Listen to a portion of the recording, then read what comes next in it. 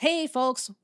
Welcome back for part 2 of Save the Cat, where we will continue to save the cat. Oh my gosh, part 1 was very delicious, but part 2 is the juicy lesbianic center of the cat saving, and you don't want to miss it. So keep your ears perked and join us as we jump right back into Save the Cat. So let's get back into this moment. It's so hard. We gotta keep pushing through the action or we're gonna be here all night, which we could be. So right after, they're crying and Adora says, "Oh, you matter to me." And then Catra's crying too. And she puts her hand over Adora's hand on the side of her face. But then, of course, just at that moment, the green eyes come back.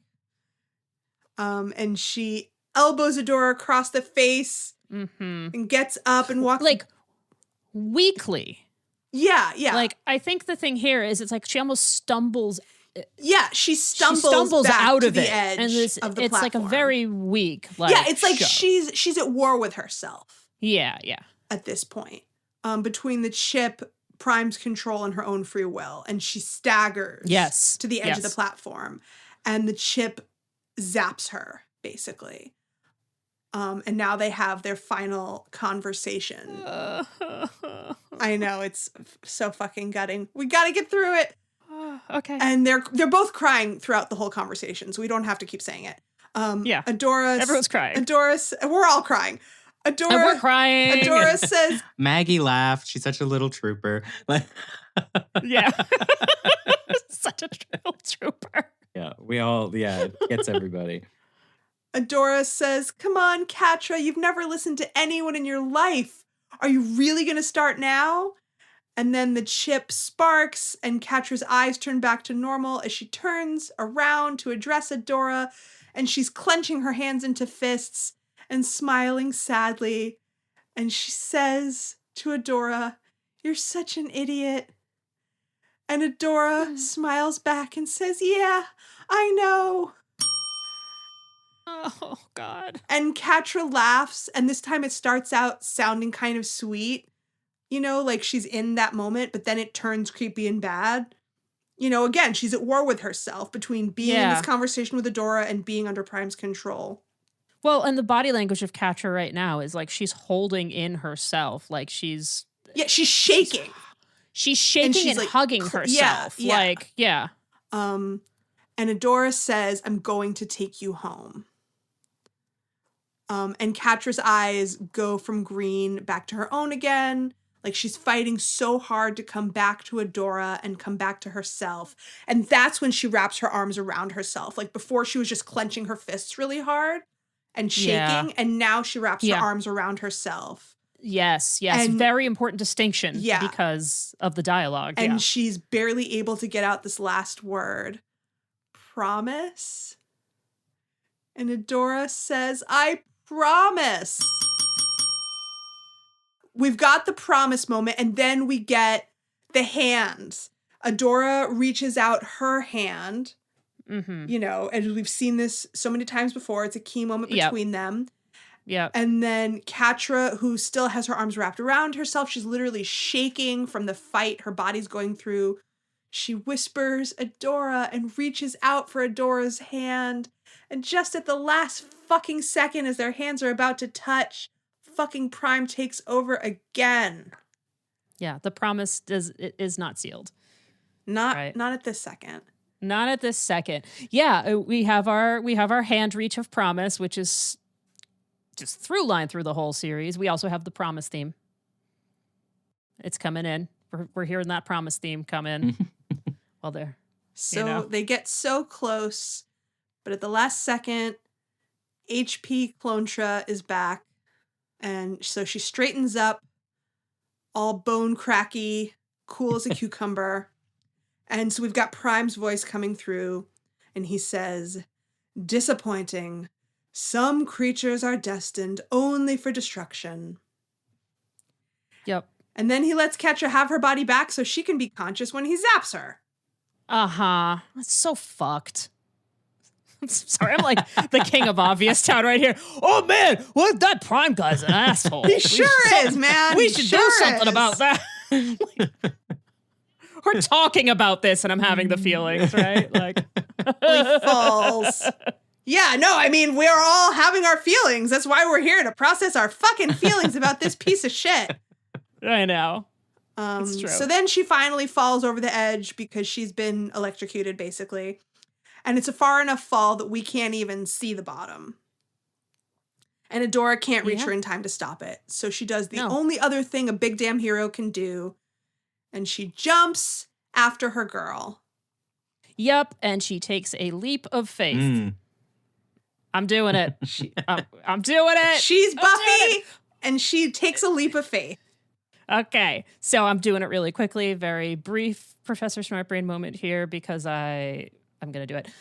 Leap of faith, which is technically a leap into faith, which is a running joke on The Good Place as well, is an idea developed by Kierkegaard, who was a Danish theologian and philosopher. According to Kierkegaard, faith is not logical. It does not have to, or indeed does not follow reason or rationality. So he came up with a theory to explain and reconcile the paradoxes of faith. And very simply put, leap of faith is a person having trust in something despite the lack of logic, reason, and rationality. So, I mean, this is a very literal leap, right? I had no idea that came from somewhere, that like a person came up with that. Oh, yeah. He talks about it in like there are multiple texts where he works this out and then expounds upon the idea of the leap of faith. And I feel like jumping off a cliff without knowing what's at the bottom is a literal like illustration of a leap of faith, especially if you're in an evil space church, right? Like, so. Yeah, I mean, that is the ultimate. Right. Yeah, it doesn't get more literal than that. So obviously there's a lot more about that. It's interesting. If you want to read Kierkegaard, be my guest. Oh, so good. Yeah. Up sickness unto death. That's great. Yes. Right on. Thank you for that. That is a cool nugget. It's again very Luke Skywalker, right? Like Vader is like join me, and he jumps. Like he falls without knowing if he'll survive the fall. He just knows he doesn't want what is being offered. See, thank you for bringing up some Star Wars for us. Well, thank you for bringing up Kierkegaard. Yeah. I'm like, listen, I could get Kierkegaard cover. Someone can cover Star Wars. All right, shall we move on to the ground level of the throne room? Where we're going to have all of our lesbian dreams come true? Uh-huh. Yeah, let's do it. I love lesbian dreams. They're the best ones. I love when they come true. I do too. All right. So now we're down, way down. Way down. We have a great POV shot of Adora's eyes opening. She's on the floor and she sees Catra's unconscious body and she tries to stand up to go to her. But she can't stand up because she just fell a wicked far away. Right, she probably broke her fucking legs. Yeah, I mean, she didn't because she's She-Ra. But so she collapses back to the floor. She crawls to her love because that's the level of dramatic intensity that we're at. So And she takes Catra's unconscious body in her arms and tells her it's going to be okay. And Catra does her final dying breaths things that AJ, does so masterfully. And Amy has talked about, being in the recording booth and, AJ's dying breaths were just like so much more amazing than anyone thought it would be, that it just fucking killed everybody. Yeah. And I want to put a pin in here something. This is when the lamentation of Catra begins. We're going to put a pin in this scene because just keep it in your brain that Adora is sitting up and Catra is draped on Adora's lap. Yes. Her lifeless body is draped across her lap while Adora sobs over it. Yes. We're going to put a little pin in that one because I got a lot to talk about at the end. So the clones gather around menacingly, towering over them. And Prime speaks through one of his clones, quite patronizingly. He says, "I am sorry for the needless waste, Adora. I don't think he's sorry." I don't either. It did not have to be like this. Are you ready to cooperate? And then we get this amazing close-up on Adora stroking the back of Catra's head for just a moment in silence right before we get the ultimate She-Ra transformation. It's so fucking good. And I think it's so important, and I'm sure you'll both agree, that the transformation starts with her glowing eyes full of tears. Yes. Mm-hmm. Because her ultimate power comes from love. Yeah. Yes, which I have is that too. The exact opposite of everything that Shadow Weaver keeps trying to tell her, that she has to divorce herself from her emotions and her attachments because they're a distraction. Right. They're like not Buffy. Right, like Buffy, like Aang. Mm-hmm. Yeah. It's not a distraction. She can only get to her ultimate She-Ra form through her love. Mm-hmm. Because it's the only true magic of the universe. Right. Exactly.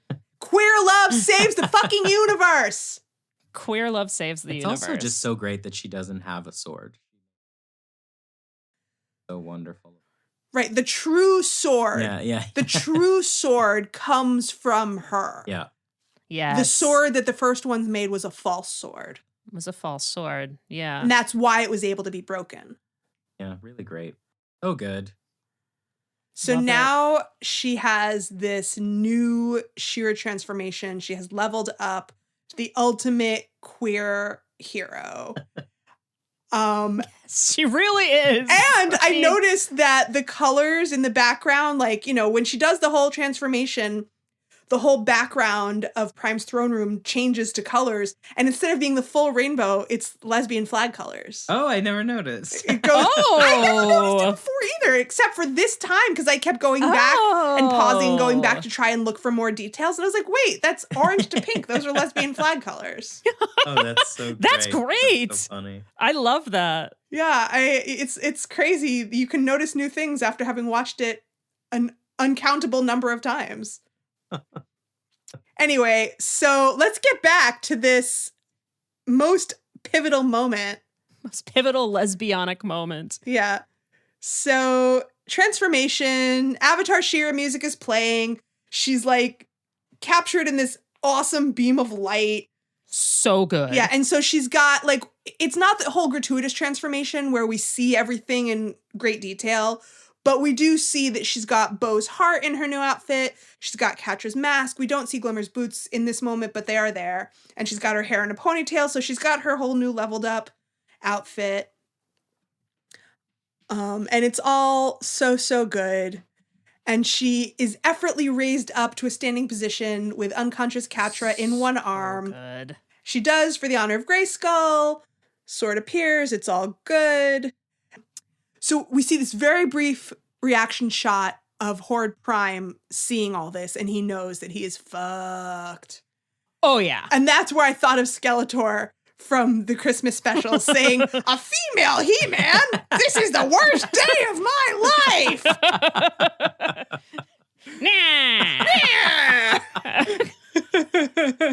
Any chance I get to make the Skeletor noise, I take it. Yeah, it is fun. I love him. It is fun.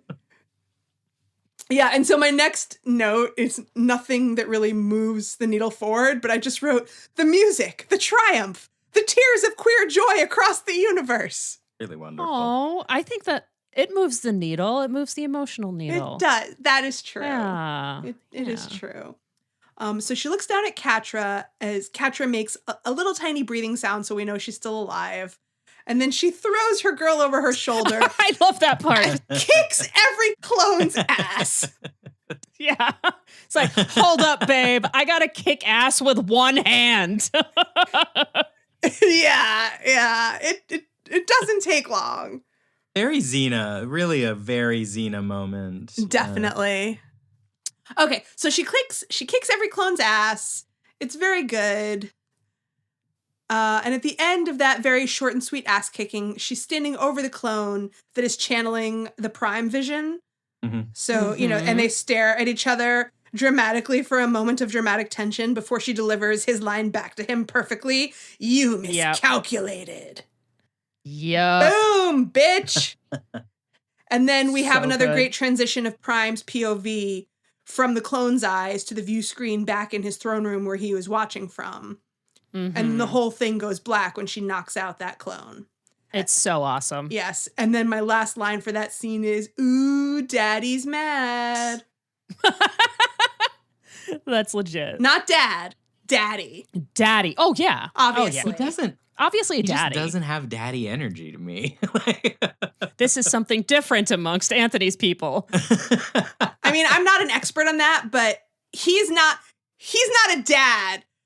To me, a daddy is less authoritative than dad. Gotcha. That's why I can't bring myself to call him dad. He's not earned the respect of a dad. He's more like gay Gunkle's mad. Yeah, I could go for a gunkle. He's kind of like he's like King John from the Robin Hood Fox cartoon. Like, yeah. Yes. That's a good one. Snagglepuss kind of energy. Yes, Snagglepuss energy. Snagglepuss. Yeah. So we have Horde Prime and his King John. Yes. Or Prince John. Prince John, that's right. John Lackland, yeah. The phony king of England. Fucking Timothy Dalton. Lion in Winter. Very good. Watch Lion in Winter. I haven't seen Lion in Winter. Oh, it's so good. It's one of the Katharine Hepburn chewing every bit of scenery. Timothy Dalton as an evil gay. Anthony Hopkins as Richard Lionheart. It's so good. Watch that. Okay, so we should probably go back and check on the rest of our team out in the corridor. I think we should. Because this whole place is like legit falling apart, and our buddies got to get the fuck out of there. They got to get the fuck out of there. They're surrounded. The ceiling's coming down, and what are they going to do? Also, I just want to point out, this is a small point, that Entrapta is using her hair as a leash for wrong Hordak.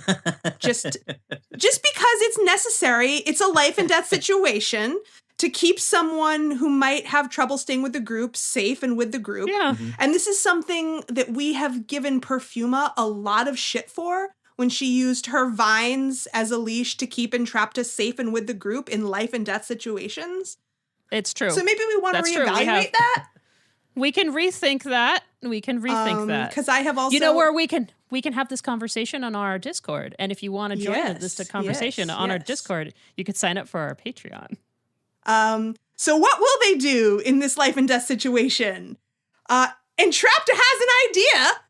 I love when Entrapta has ideas. But you have to promise that you won't be mad that I maybe possibly 100% disregarded all those times you told me not to tinker with the ship. Okay, well, I guess, if they can get, if Entrapta can get them all out of there, Bo gives her permission to tinker with the ship as much as she wants. Ha ha ha! Great! Hey, Darla! And now she does a thing that I cannot do, which is she does that thing where you whistle, but you put your fingers in your mouth. I can't do that. But so she whistles, and Darla comes like the awesomest pet dog in the world, smashes through the side of the mothership, and the ramp goes down, and all the clones are basically like go down like bowling ball pins. Yep. And away they go in Darla. And so every time we get to this moment, I always think of the movie Tank Girl.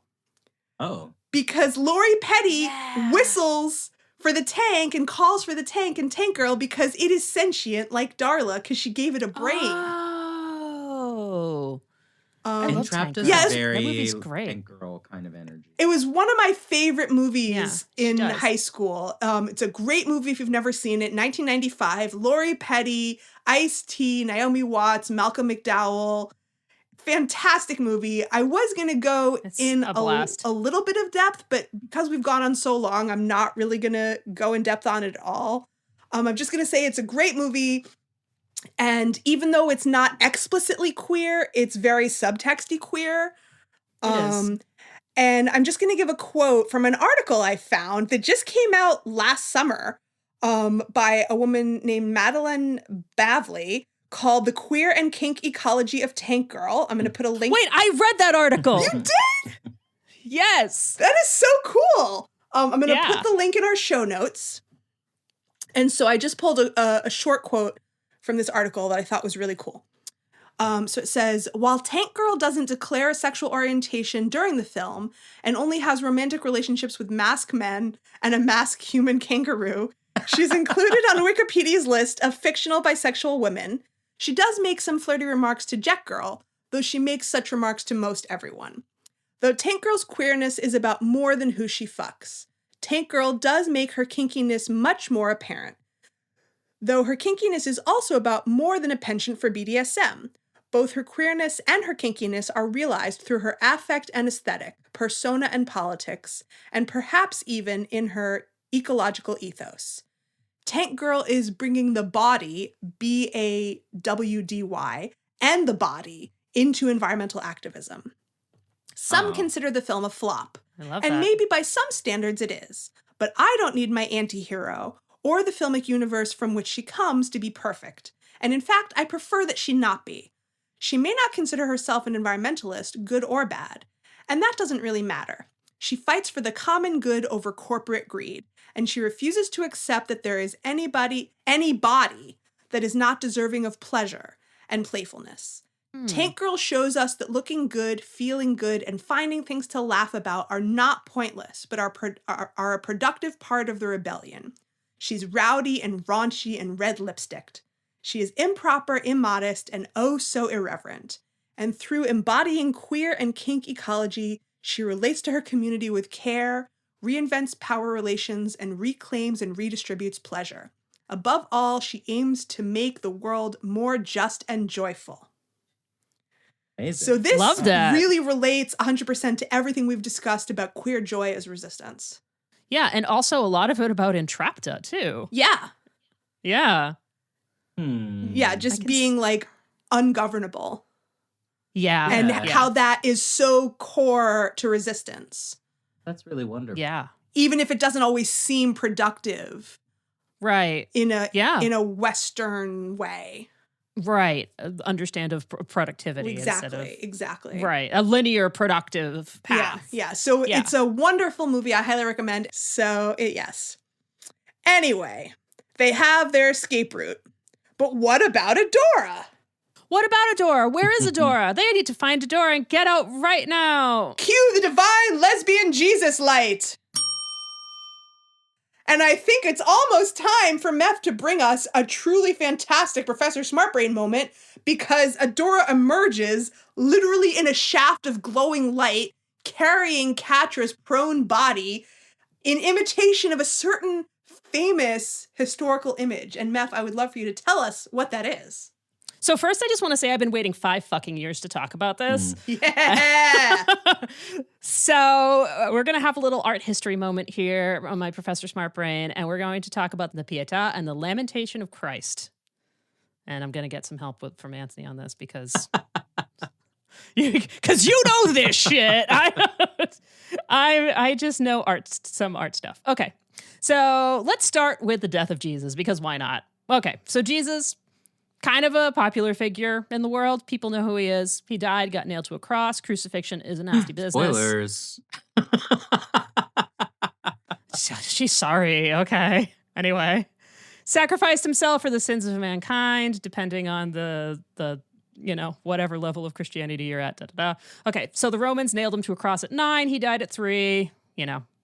Surrounded by his disciples and his mom and a bunch of people named Mary. Mm-hmm. So he was removed from the cross by Joseph of Arimathea, who you might know of from Monty Python and the Holy Grail, and Nicodemus, not the rat from The Secret of Nim. I was going to say, that's the only Nicodemus I know. Same energy. This removal of Jesus from the cross is called the descent or the deposition of Christ. Okay. So we've had Christ Catra has been, taken down from the cross. Right. And once he is off the cross, he is laid on the ground, and then we have the body of Christ surrounded by his friends, family, and disciples. And this initial mourning period is called the Lamentation of Christ. And when he's surrounded by all of his bros, and La Pietà is the pity or the compassion, whereas the specific moment where Jesus is depicted in the arms of his mother, Mary, not one of the other Marys, who is holding his limp body on her lap, mourning the death of her son. Okay, so why am I bringing this up? So we see 3 separate scenes in this episode that's composed either like the Lamentation of Christ scene, like I talked about before. Catra on Adora's lap in the spaceship surrounded by Beau, Glimmer, and Entrapta is one that evokes that particular part of the lamentation, or La Pietà, which is the first scene, like I mentioned before, of Adora cradling Catra on the floor of Our Lady Perpetual Death Star. And then this one. So is every scene where you see a character holding a lifeless body on their lap always an allusion to the Lamentation of Christ? No. But considering the constant references throughout the thread of Horde Prime to evil Christianity, I'm going to go ahead and say that this was deeply on purpose, and especially in this particular scene. So when I first saw this scene, when I was watching it like a zillion years ago, I did the Leo DiCaprio pointing and snapping my finger thing. You know, the meme where he's going, whoop, whoop, whoop. That was me. Mm-hmm.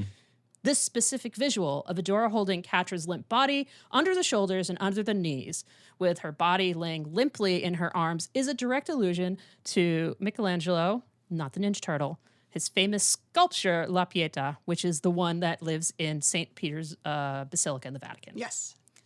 So the statue's official name is La Madonna della Pietà, right? I don't speak Italian, I apologize. And it depicts a mourning Mary holding a dead Jesus in her arms, very similar in this very specific type of position. So this sculpture is super duper crazy famous. It's one of those like high Renaissance sculptures that is taught in like Western art survey classes. I learned about it in my high school humanities class. And it is also a common visual motif that has been used for centuries since, including contemporary artists that have used it, such as photographer David LaChapelle. He did one with Michael Jackson. Performance artist Maria Abramovich. And most recently, St. Vincent did a whole thing on it, which I had no idea about. And here's the fun part that I found. So it's also a really commonly used visual trope for comic book artists. Yes, it is. And the site CBR Comic Book Resources, just, you know, it's the comic book site, right? Has multiple articles on the phenomenon of the La Pietà cover. And I picked out a couple of my favorites were some of the most famous ones. They're Bronze Age comics. It's George Perez's Crisis on Infinite Earth, holding the death of Supergirl, where it's Superman holding Supergirl. And my absolute favorite, John Byrne's cover for the penultimate Dark Phoenix Saga issue, Child of Light and Darkness, where we have Cyclops holding Phoenix in her Dark Phoenix regalia in this exact same composition. So, and I saw one on TV Tropes. If you go to the TV Tropes website and you Google Pietà plagiarism, that's a trope. They use the word plagiarism lightly. It's not plagiarism. Yeah. It's pop culture osmosis. But so they do a side-by-side comparison of the original La Pietà sculpture of Michelangelo's with a comic book cover of The Death of Captain Marvel from 1982. Yes. And they are absolutely identical poses. So nobody who's using this pose is being like, oh, I'm going to pretend that I came up with this pose. You know, it's pop culture osmosis. It's, you know, it's a reference. Yeah. It's not plagiarism in the academic sense. Right. And yeah, it's one of those images that you know. Also, it's not the only La Pietà sculpture that Michelangelo did. Right. It's just the famous one. It's the one that got big, you know? Yeah, it's the one that's in the Vatican now. It's you know, that you can see today. Now. Yeah. It wasn't originally in the Vatican, but the Pope was like, bring it here. So the only work Michelangelo signed. Dope. No one believed he did. Yes. Yep. I think that the reason it shows up so much in this episode, and this is going all the way back, but like when we were talking about the Gnostic, there something about Horde Prime is he doesn't value the body, right? Like, yes, the body is disposable. This body's disposable. Our bodies are interchangeable. And what the Pietà is about is recognizing the tragedy of the body, that we are a thing that breaks down. We are a thing that is vulnerable. And I think that's why it keeps coming up in this episode, because like against this kind of depersonalized and honestly kind of sexless universe, We are insisting upon things. It goes back to what you were saying, Jenny, about Tank Girl, like the body and the body, like the tactile, the physical, the erotic matters in this episode, and it's about to matter very much for the back end of this season. So we have to think about Catra's body, and that's why the Pietà comes up, I think. That's why this sort of gesture occurs, right? Yeah. Absolutely. Yeah, because then we have the healing moment. And we keep joking about evil space Jesus and She-Ra's Jesus, and like no one here is actually Jesus. Like, right. It's more that like Jesus is part of this same trope cycle, right? Like, yes, exactly. Jesus was a rebel against an imperial state whose body ended up mattering, and like, that's right. During Pax Romana. Yes, exactly. Yeah. But like even the moment where like Catra kind of breaks her own arm, and like we're treated to like the body horror of like how disposable her flesh has become, here becomes something we have to think about and sort of redress and treat. There are some parts when Prime is talking through Catra where it's like almost the Ecce Homo moment. I'm sorry, can you say, what is it? Ecce Homo? I don't know what that means. It's part... Anthony, will you take this one? I know homo. I know that word. Ecce Homo is behold the man. So there's a moment after Christ is scourged and whipped where Pontius Pilate presents his whipped, mutilated body to the crowd, and he says, Ecce Homo. So here's your guy, basically. But it's about like the vulnerability and the right. Like, look at him now. Yeah, and it for Catholics, for my mother, it's like the chance to sort of feel pity for this hurt person. Yeah, for this body, for this person, right? Not the divine. And we like there are some parts where I was like, are we doing that here when he's talking about the vessel and he's talking about Catra's body, but then I was like, it's a little too diagonal to like really go in. I mean, it is about like, isn't this the body you love? Look at how easily I can take it from you. Like that's what Pontius Pilate does, and that's what Pontius Pilate and does. That's what Horde Prime does. Like, you loved her, I can just write her over. Like I can just like, it's mine. I can cut her hair. I can speak through her voice. I can break her arm. Like it's the same disposability of empire, right? Yeah. Yes, I love that idea that it is the disposability of empire, especially against like, a former rebel, right? Like you're like, I can break you. Look how much I can break you. That's well put. You're just a body. Yeah. Like you're just a sack of meat, and I am eternal. Right. And like then I went into an ADHD rabbit hole where I was like, are we gonna do all the Stations of the Cross here? And I was like, no, we can't. That's too I can't. Cause I'm like not that informed about it. I just understand, like I said, I think religion is keen. So I know like stories and tropes and tricks, but I'm like not a scholar, and also it didn't like match up enough. But there were enough things where I could bring up like, yes, there are parts here that with Catra that do parallel the passion, parts of the passion of Christ. She might fall 3 times. Have to think about it. Yep. So we have, that was my Professor Smart Brain moment on... That's dope. Jesus. Of Catra and Jesus. Yeah. And it's funny. I knew that there was some Christian reference in there, but I didn't find out what it was until literally today. I happened to be going through TV tropes to be like, are there any nuggets that I've missed?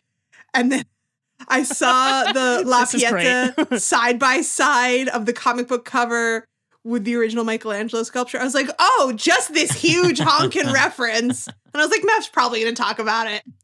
It's true. Jenny sent me a message and was like, hey, so are you going to talk about this? And I was like, I've been waiting 5 years to talk about this. And I was like, cool. Check that off.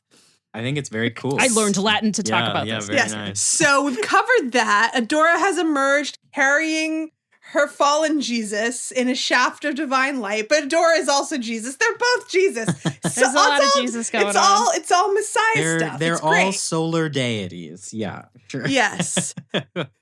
So Bo and Glimmer are psyched when they see their Messiah has returned. She-Ra hands off Catra to them and turns to face these final bedraggled clones that are somehow thinking they're going to take her on. seems ridiculous. She boops them out in like 2 seconds. She doesn't even have to carry her sword anymore. It just appears when she holds out her arm. Which is so dope. I wish I had that. Which is very dope. She does this great move where she just like slashes the air in an X and these energy lines appear and she just like boops it out and it just blasts them back. And that's the end. That's it. Clones are done. And then we go over. Then we are over to the ship that is Darla. Yep. And Darla's not doing so great. Her hull is compromised. Inner space travel is not recommended. I always think it's hilarious that like the ship is failing, but then as soon as it recognizes that She-Ra's there, it's like, oh, for you, I'll get it together. No, she lays hands upon the ship. She heals the ship. No, she does not heal the ship. That is not what happens. Because I thought about that. Because it just says administrator detected. Hello, She-Ra. And she's like, hey, Darla, get us out of here. Like, we don't see her doing the healing. It is not the laying of hands. Because we see her do it with Catra. We do see her do it with Catra. Because it's like she sits down and I am healing and there's things happen. We see the transfer of energy and she's healing. You're right. She does the laying of the hands with Catra. We don't see healing. There's no healing that happens with Darla. It's just like, oh, administrator detected. Hi. Okay, well, if She-Ra's here, then I guess I will fix all of my shit for you, Boss She-Ra. is coming, look busy. Yeah, exactly. Yeah, exactly. So I know that they have to do it. Again, it's a stakes thing. They have to be like, oh my God, what are we going to do? Oh, She-Ra's here? Right. Okay, it's all okay now. So they have to do it, but it's just funny. Yeah, no, and you're right. When they do, it's a cartoon, right? Yeah. They're drawing things. It has to be incredibly deliberate to sell the message. And if they were doing that, there would have been like a glowing from her hand. Right. Like they could have chosen to have her heal the ship, but she needs to conserve her healing for Catra. Obviously. Also, it wouldn't have been it wouldn't have hit as hard because we wouldn't have been like, oh, She-Ra can heal shit now. Yeah. Right? Like, yeah. And like it's a funny moment. It's one of those things where it's like, I don't want to be that nitpicky adult being like, spacesuits can't have hair holes, man. You know?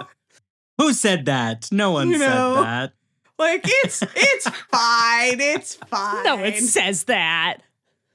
So anyway, they're off. They're off in space. They blast off, and it's super cool. And she's like, Darla, super cool. Make it quick. Love it. Woo! Love it. They're off. And so then, she sits down on the floor next to Bo and Glimmer, who are worrying over unconscious Catra. And she takes Catra in her arms. And she whispers, come on, Catra. You're not done. Not yet. And she presses their foreheads together. And of course, she's crying again. She says, we're going home. She's giving forehead boobs to her kitty. And yes. Oh my God. My new cat, Fizzgig, I obviously adore both of my cats, but there's one who is just like my little snuggle muffin who follows me everywhere and sleeps in my bed. So Fizzgig sleeps in my bed. And when I'm brushing my teeth, that's her cue to be like, oh, we're going to bed now. So I get in my bed and she's already there. And then so when I get in bed, she climbs up on me and she sits right up on my chest and she like boops my nose with her nose. Aww. And then she sits with her face like an inch from my face and we snuggle like that for a few minutes. And then when she's had enough, she goes and sleeps next to me. And then like we go to sleep for the night. Oh, what a sweetheart. So as we know, Catra was supposed to be dead. Initially, like in talks, they were like, "Yeah, she's supposed to be dead," but they didn't want to scare the children. So, as Jenny talked about, AJ just gave some of the most terrifying death rattle performances ever. So wonderful. Yeah. Wow, supposed to be dead. That's a wild decision. Yeah, it's like, no, she's dead. We're gonna bring her back to life, and instead of like she's on the brink of death, right? She's going home, right? Like, yeah. I mean, I don't think they need to make Adora. They don't need to make Adora like raise people from the dead. That would be a little bit over the top. Oh, I see. She was supposed to be dead and brought back. It was not that this was exit Catra for the series. Which is what, No. No, I don't think that would have ever been on the table. Oh, I see. Okay. That's why I was a little startled. Yeah. No. This was supposed to be like, the resurrection of Catra. Gotcha. Of Lazarus. Yeah. The beloved disciple. Yeah, exactly. Exactly. Is that a spoiler, Anthony? No spoilers. So we get the magical healing light, envelops them both. It's so bright, it's blinding, and then Bo and Glimmer give each other this amazing side eye. I know, right? They're like, she's so gay, she can save her girlfriend with her gay love. Yeah.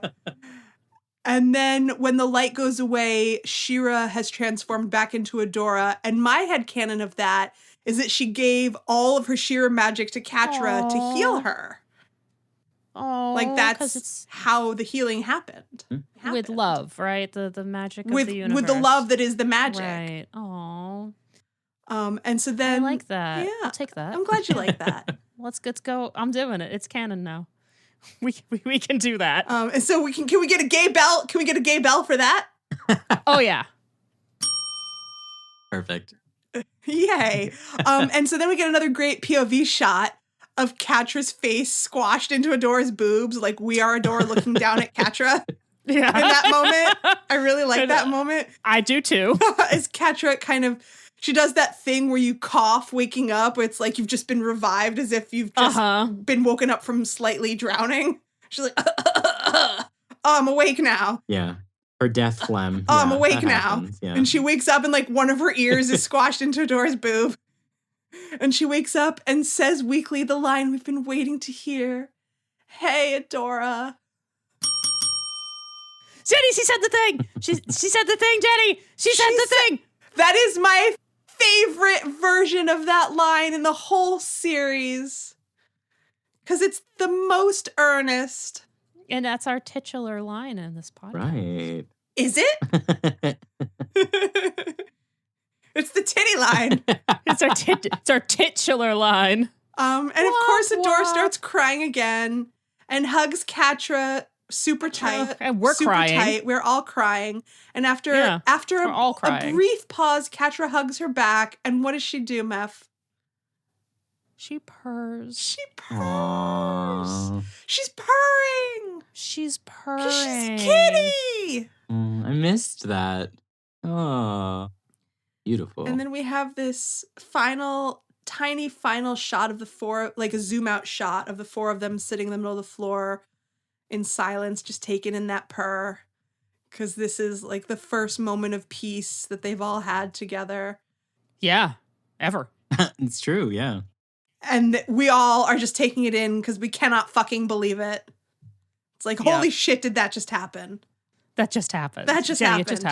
It just happened. It's like, no matter how many times I've watched this, I still go, holy shit, that just happened. Yeah. My note there is, final shot is a zoom out of the four of them sitting in the middle of the floor in silence for a moment with Catra purring, while all of us at home just take in the absolute perfection of this moment in absolute shock. Because we've never gotten anything like this, anything this perfect in our lives, and we cannot fucking believe it. It's true. Wow. Read me down. I love this. Yeah. We have a stinger after this where we couldn't just end on this.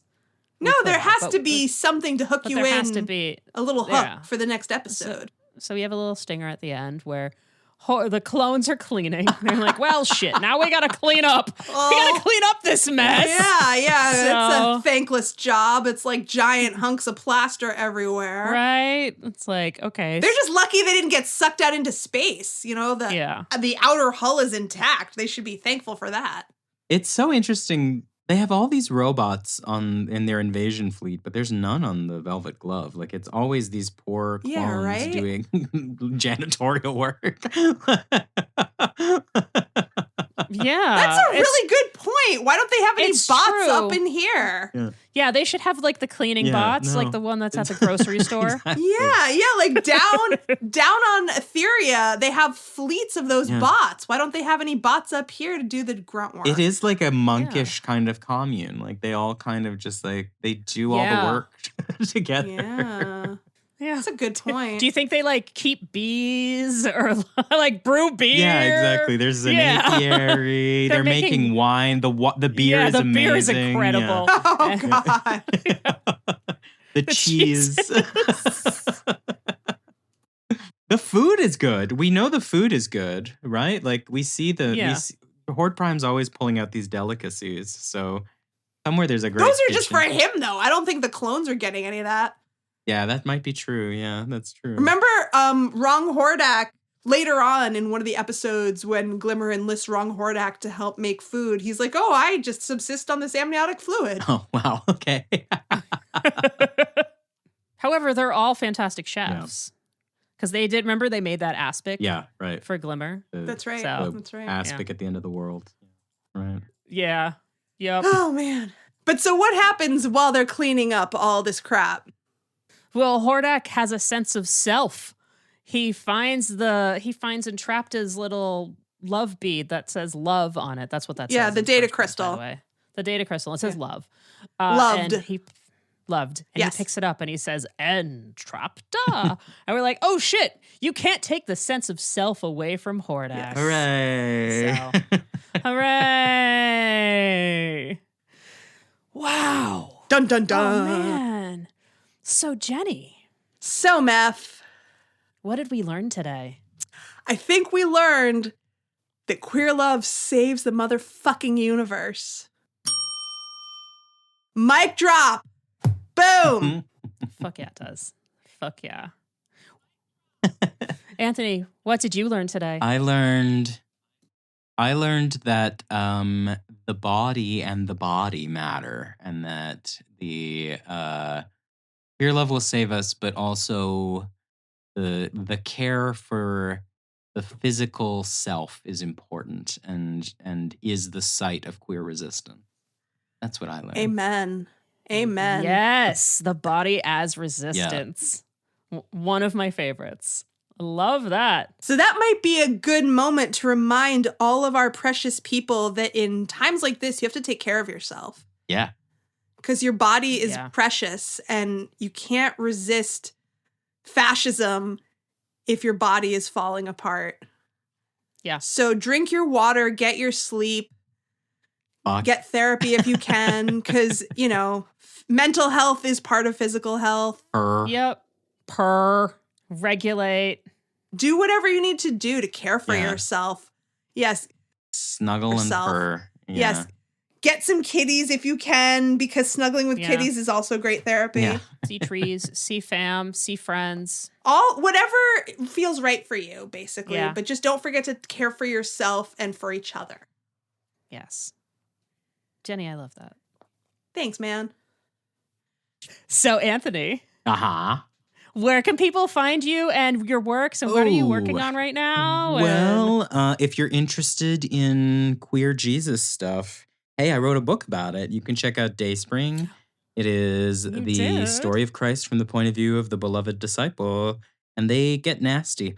You can find me. How about it? You can find me on, if the internet still exists by the time we're posting this, because every day it feels like a different social media platform is corrupted. It's but true. I'm on most things as Mia Koopa, which is a bad Latin Super Mario joke. M-E, yeah. Oh, no, I love it. That I saw that and I was like, who is this person? I need to have every conversation with this person. I feel like we vibe, yeah.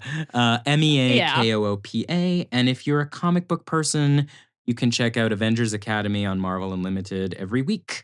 We're on issue 40. I just sent in the script for 42, so lot to catch up on. Come join us. Dope. Yeah, that's great. Love that. Yeah, and it's super queer. We're nominated for a GLAAD award, so check us out. Awesome. Fuck yeah. And you've already won one of your stories is one. Yeah, I think right? I'm two in. You're two in. Yeah, you're this two in. This could be three. We'll see. Yeah. Yeah, I haven't read the novel Dayspring, but there's also a short story, Dayspring, and that is available on Hazlitt. Yeah, it's the same. It's gorgeous, by the way. I love it. I love you. Yeah, it's really wonderful. So I definitely recommend. I recommend the novel, but I also recommend the short story. Give the short story a taste, and if you like it, it's the first 24 pages of the novel, so you can skip straight to page 24. Well, that's not true. There's some other stuff, but yeah, it's the same thing. So check it out. Other stuff, yeah. Thank you, and thank you for joining us. Thank you so much for being with us. This was a delight. Thank you for having me. This was such a joy. Yeah, this was an absolute delight. I mean, it's a pleasure to be revisiting this moment in television history. Amen to that. Yeah, it's a really good one. You guys are great company for watching it. Aww. Oh, thank you. I feel the three of us have effectively saved the cat. Yes. I think so as well. And we didn't even have to watch Stop or My Mom Will Shoot. Woo! Right, which you should do. Tank Girl and Stop or My Mom Will Shoot are the assignments. Yeah. Yeah. Oh, and Lion in Winter. Oh, yeah. Lion in Winter is on my list right now. Well, folks, if you liked what you heard and you want to save the love of your life from an evil space patriarchy cult, you can like and follow us on Apple Podcasts, Spotify, or wherever you get your podcast fix. You can also find us on Twitter, Instagram, TikTok, Facebook, and YouTube, where you should give us love on all of those platforms at HeyAdoraCast, or you can email us long-sustained gay screaming at heyadoracast@gmail.com. And if you've been listening to this episode, you know that we indeed do have a Patreon. Fuck yeah, we do! Fuck yeah, we do. So if you become a member of the Rebellion, you will get fantastic perks like Patreon-only live watches, video hangouts, extra playlists, fun Discord chats, all the things. We have tons of stuff lined up. Fun Discord chats. Our Discord is poppin'. You can find the link to our Patreon, as well as the link to this week's Spotify playlist, Save the Cat, which, by the way, is one of the first playlists that I made, and I still think it's a banger, in our show notes or at heyadora.gay. That's the one! It's always been and will always be heyadora.gay. And remember, queer joy is radical. And queer love saves the universe! Yeah! We saved a cat. Woo. We saved the cat! Woo. That cat is safe forever.